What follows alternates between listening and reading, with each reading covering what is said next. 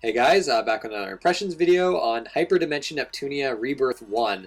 Maybe a surprise for some people. With this series, developed by Compile Heart, there's so many games in this series that it's pretty hard to keep track of at this point. Um, and I think some of you guys, like, knowing my tastes in RPGs, probably weren't expecting me actually to play this game, but I thought, what the hell, I'll give it a shot. And you know what? It's not too bad. I actually kind of like it.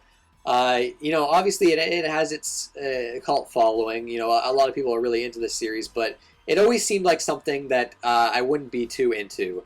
But yeah, to my surprise, I really enjoyed it, mostly from a gameplay standpoint, but we'll talk about that later. First off, the story and the setting and the concept of the game, which is pretty interesting. It takes place in a place called Game Industry, and this place is divided into four regions. One place is called Planet Tune, another place is called Last Station. You have Lean Box, and then Lowy. I think it's called Lowy. And yeah, obviously they're named after video game consoles, and the whole game has a ton of video game references, and it's very interesting in that way. And you play, your character is named Neptune, a little girl who's actually a goddess. And there's a goddess that controls each of these regions. And there's a war going on called the Console War, and it's a war for shares of game industry. So yeah, right off the bat, a pretty interesting concept. And I don't want to talk about the story too much, but it basically sort of revolves around that. Obviously, there's more to it than that, but this game, right off the bat, it's a very lighthearted, humorous game that never takes itself seriously. There's like maybe one or two sections where it kind of did, but most of the time, this game, they're always going for laughs. And if you're into that kind of lighthearted, charming type of RPG, you're going to be right at home with this game. Now, my tastes, if you know me, generally I'm into darker stuff as far as like movies and video games go. So it wasn't completely my style, and I think overall the video game references can get a bit old at times, and it can be a bit excessive. There's also a lot of like fourth wall breaking in this game as well. It knows it's a video game. The characters know that they're in a video game, so it's kind of weird in that way. Some people are going to love that more than others. I thought it was humorous and charming at times, but at other times I found it kind of obnoxious and irritating. Like some of the characters in the game. Characters overall, some I liked more than others, but some I found can get a bit obnoxious at times. The whole style of the game is very lighthearted, very tongue-in-cheek.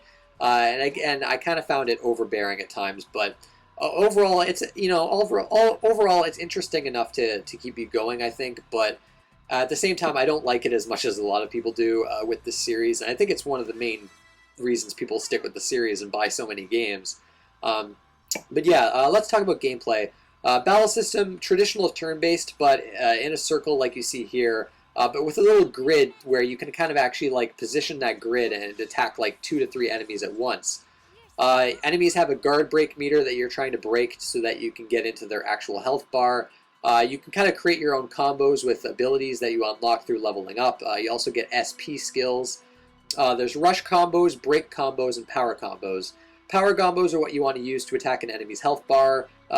Break combos, obviously, for the break bar, and rush combos for your EXE attacks.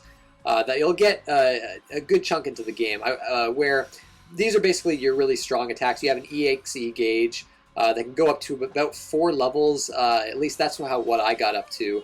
There might be a 5th level if you reach higher levels. I'm pretty sure the level cap is supposed to be really huge in this game, but these EXE attacks are very powerful. They use up like parts of the gauge depending on like what the EXE attack is. Some of them take up a lot of the bar. So yeah, overall, a pretty fun battle system. It's fun kind of creating your own combos and experimenting in that way. I will say some of the bosses have a little too much health for my liking, especially towards the end. And in terms of the battling, it does kind of set into a familiar rhythm after a while, where bosses towards the end of the game, basically you're always going to be breaking their guard meter and then using all your EXE attacks that you saved up. And it can get a bit old towards the end, but overall, I think the battle system remains engaging throughout, and it's probably the highlight of the game. The dungeons that you go through are pretty simplistic, which I actually kind of prefer, as opposed to really like puzzle-heavy dungeons. So there's no puzzles here. You're gathering materials throughout that you can be used to kind of create items and weapons. There's a synthesis system. As well as a remake system of sorts where you can kind of use system memory that you gather to kind of create dungeons and things like that. You can create items to be bought at the item shop. And these dungeons can be added to the world map. There's no explorable world map, just a world map that you pick like options from, which is a bit unfortunate. I would have liked like an explorable world map, but it's expected with how cheap this game is.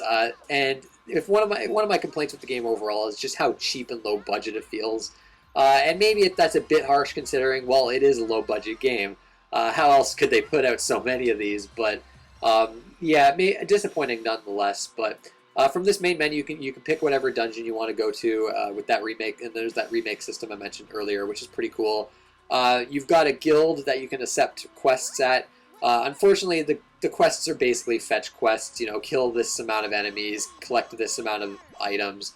You'll get credits and rewards in return. Some useful ones, some useful ones for sure. But I don't know. I wish the quests were, a bit more involved. They're a bit lazy, I think. You have a Colosseum, of course. What RPG wouldn't be complete without a Colosseum? So the basic flow of the game, you're just kind of... There's like a share system too, I guess, where you have they're like shares of each region of the game industry. But the general flow of the game, you go into a dungeon, you get to the end, fight the boss, then go through a bunch of dialogue. Another dungeon will appear that you need to go through, fight that boss, rinse and repeat. A pretty simple flow to the game, but engaging nonetheless. But it isn't a game I could play for hours on end. I wouldn't say it's addictive or anything like that, although I guess it could be if you really get into the optional content. And there's a lot of optional content in this game. The main game only took me around 25 hours to complete, but there's tons of side quests and weapons that you can make, all the super powerful weapons, and obviously the level cap as well. Other things gameplay-wise, there's whatchamacallit, a lily system of sorts, like a partner system, where if you have one person behind your main character, they'll have like a relationship of sorts, and your EXE attacks will be better. And there's actually certain EXE attacks that can only be used when your relationship with one character is at a good level. So that's kind of an interesting system. There's a lot of little mini mechanics in here that are fairly interesting. But gameplay-wise, like overall, this game is nothing spectacular, but it's certainly well done.